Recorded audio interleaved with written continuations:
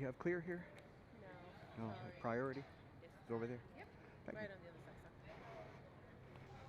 side. This is Hartsfield-Jackson International Airport, and I am in the Jackson International Terminal. As you can see, they sent me down to this end where the Sky Priority entrance is.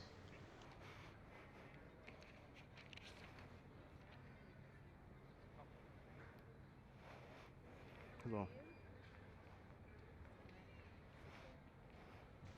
Sky Priority is not an advantage if more people have it than don't.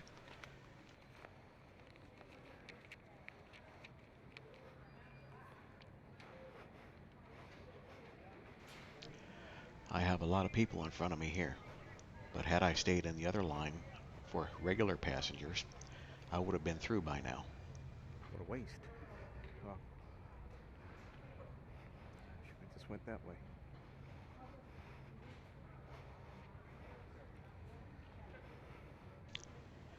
It's no big deal because there's hardly anybody here.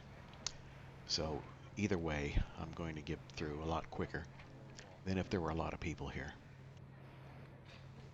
So what happens if you get caught with a camera or get caught recording at a TSA checkpoint?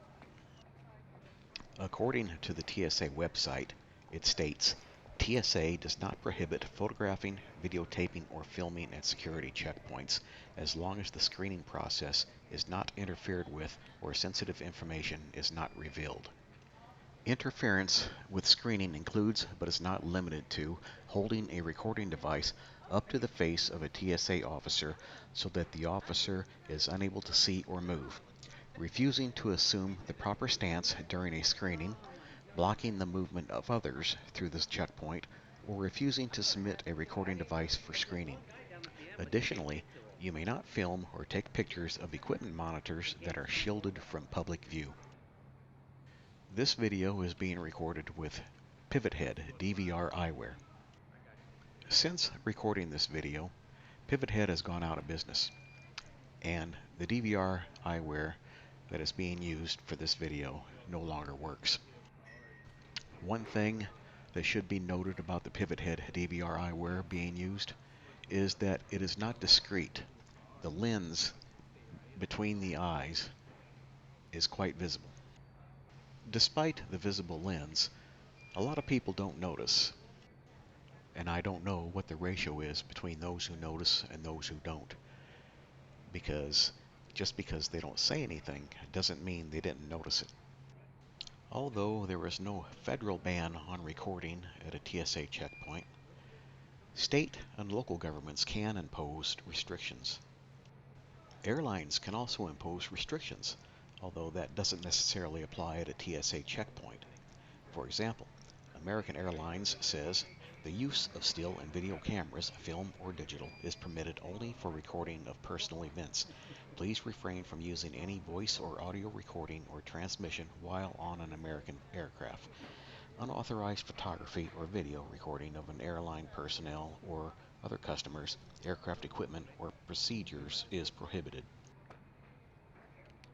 How you doing today? All right, how are you?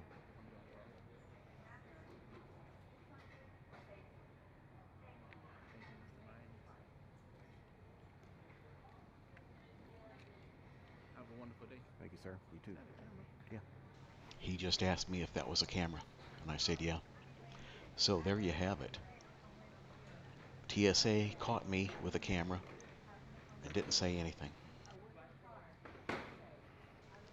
According to the Washington Post, both American Airlines and JetBlue have internal policies that allow employees to stop passengers from taking photographs or filming at their discretion. Quote, American Airlines doesn't publish any prohibitions against taking photos of its aircraft, but late last year it updated its internal policies to allow employees at the airport, including ticket counters, gates, cargo, baggage, and on board, to stop passengers from taking pictures. Unquote. The same for JetBlue. According to the United Airlines website, camera rules are listed on their electronic device policies page, which states The use of small cameras or mobile devices for photography and video is permitted on board, provided you keep the purpose of your photography and video to capturing personal events. Photographing or recording other customers or airline personnel without their express consent is prohibited. Now, keep in mind that these are not laws. These are airline policies. And if you violate the airline policy, then you could be banned from flying on that airline. Air personnel enforcing photo and video policies are few and far between, at a rate which may also account for how surprised people are when they're told to stop. I have never been told to stop recording, but then again, I don't hold up a camera, a GoPro, or a cell phone. I wear my camera on my face that look like big ugly glasses. The TSA checkpoint is considered a public space, so photography and videography cannot be prohibited. But as soon as you step inside that airplane, you're in a private space, and you are beholden to the airline's rules, whether you know about them or not. Delta Airlines, on the other hand, seems to encourage in-flight photos and videos. In fact, Delta established a hashtag and gallery as a repository for your next travel photos taken from the plane. Delta will use the images for its cover image. The hashtag is PhotogInFlight. That's PhotogInFlight.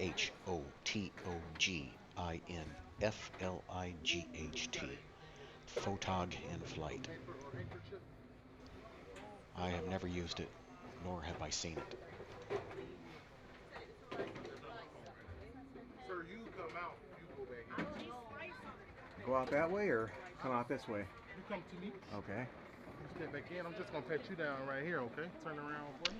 Now, this monitor is not shielded from public view, so I'm allowed to record it. So, have the airlines ever kicked anybody off a flight for recording? And the answer is yes.